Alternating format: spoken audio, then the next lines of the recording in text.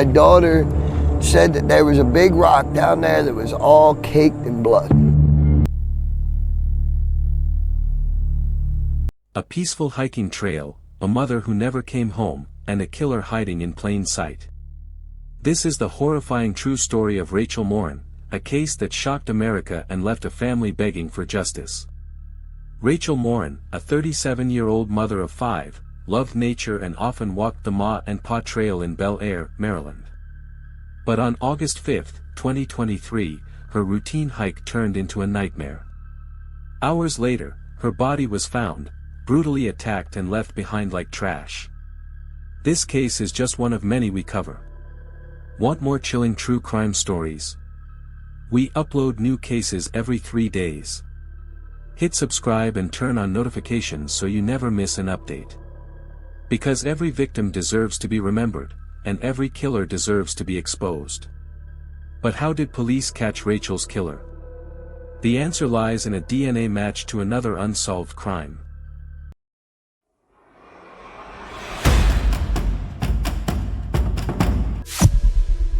It was a warm summer evening, August 5, 2023. Rachel Morin kissed her kids goodbye, laced up her sneakers, and headed out for a peaceful walk on the Ma and Pa Trail. But when she didn't return home, her family knew something was terribly wrong. Rachel was supposed to meet her sister later that night. When she didn't show up and stopped answering calls, panic set in. Her boyfriend reported her missing just after midnight.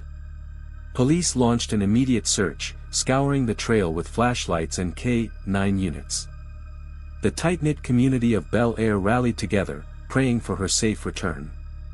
At around 1:30 p.m. the next day, a volunteer search party made a horrifying find: Rachel's body, partially hidden in a wooded area just off the trail.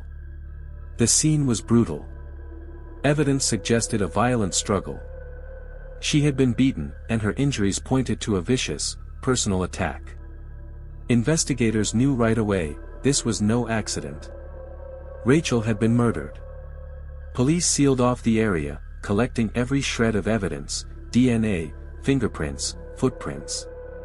But with no witnesses and no clear suspect, the case seemed to hit a dead end. Who would do this to a loving mother? Was it a random act of evil, or did someone target Rachel? This was just the beginning of a nightmare investigation. And when detectives ran the DNA evidence, they uncovered something even more terrifying: Rachel's killer had struck before. Want to know how they caught him? Stay tuned, we drop new true crime stories every 3 days. Don't miss the next shocking twist.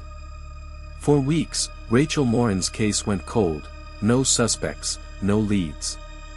Then, forensic detectives made a chilling discovery. The DNA evidence didn't just point to a killer, it revealed a predator who had struck before. When Maryland investigators ran the crime scene DNA through Cody's, the system lit up with a match, but not from their state. The same genetic profile was linked to a violent home invasion in Los Angeles months earlier. In March 2023, a masked man had broken into a house, brutally assaulted a 9-year-old girl and her mother, then vanished into the night. Now, police realized Rachel's murderer wasn't just a local threat. He was a serial offender crossing state lines. Combining evidence from both crimes, investigators pieced together a terrifying profile. Hispanic male, approximately 5 feet 9 inches with a muscular build. Possibly an undocumented immigrant, based on California evidence. Extremely violent, targeting vulnerable women and children. The LAPD had even released a sketch, but the man had disappeared, until he resurfaced in Maryland to kill Rachel. Authorities now knew they weren't just hunting a murderer, but a repeat violent offender likely hiding in plain sight. Harford County Sheriff Jeffrey Gollier made a public plea: this individual will kill again. We need every eye looking for him. The case exploded nationally, with true crime forums and amateur sleuths analyzing every clue. After months of dead ends, investigators finally had a name to match the DNA: Victor Martinez-Hernandez. A 23-year-old Salvadoran national who had been living in the shadows, crossing borders, and leaving a trail of violence in his wake. The critical lead came not from Maryland, but from Tulsa, Oklahoma. In June 2024, local police arrested Martinez-Hernandez for an unrelated assault. When they processed his DNA, the system flagged him as a match for both the Los Angeles home invasion and Rachel Morin's murder. The moment Harford County detectives got the call, they knew, the monster who took Rachel from her family had finally been caught. Martinez-Hernandez's journey to America was as violent as his crimes. Entered the U.S. illegally in February 2023. Committed the brutal California home invasion just weeks later. Disappeared for months before surfacing in Maryland. Fled to Oklahoma after killing Rachel, working construction jobs under the radar.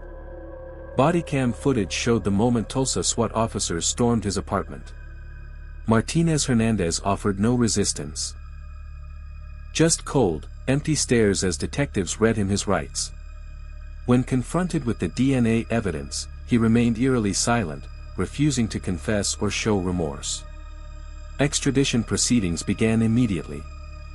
Back in Maryland, Rachel's family wept with relief but also anguish, knowing no verdict could bring her back.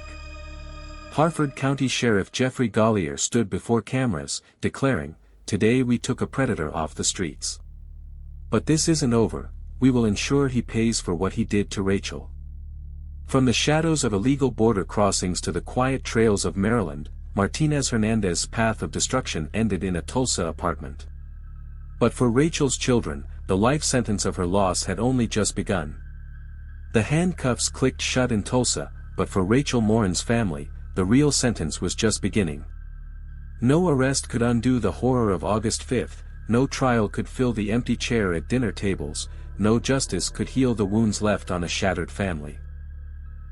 Patty Morin stood before cameras, her voice breaking as she described her daughter. Rachel was light. She was love. And he took that from us, from her babies. The 5 children left behind now face birthdays without their mother, holidays without her laughter. Family photos show Rachel's smiling face, frozen in time, while her killer sat in a cell just miles away. Bel Air transformed overnight. The Ma and Pa Trail, once a place of peace, became a memorial. Dozens of runners tied purple ribbons, Rachel's favorite color, along the path where she took her last steps.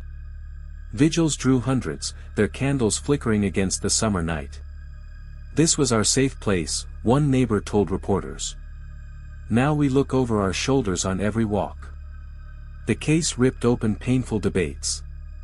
How an undocumented immigrant with violent history slipped through cracks. Why the California assault didn't trigger deportation. Whether better information sharing could have prevented Rachel's death.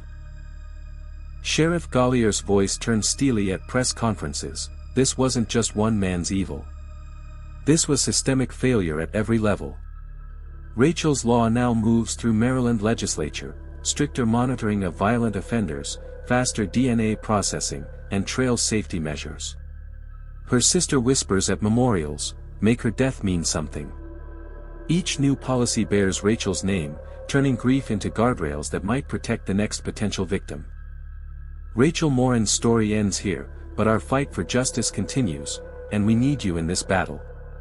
Here's how you can help right now. Smash that like button. Every like pushes this video to more people who need to hear Rachel's story. Subscribe with notifications on. We expose shocking new cases like this every 3 days. Comment, "Justice," below, show Rachel's family the world hasn't forgotten her. This isn't just content, it's a movement. When you share this video, you become part of the solution. Tag someone who needs to see this. Post it with #TrueCrimeAlert. Together, we can force policy changes. Protect future victims. Honor Rachel's memory.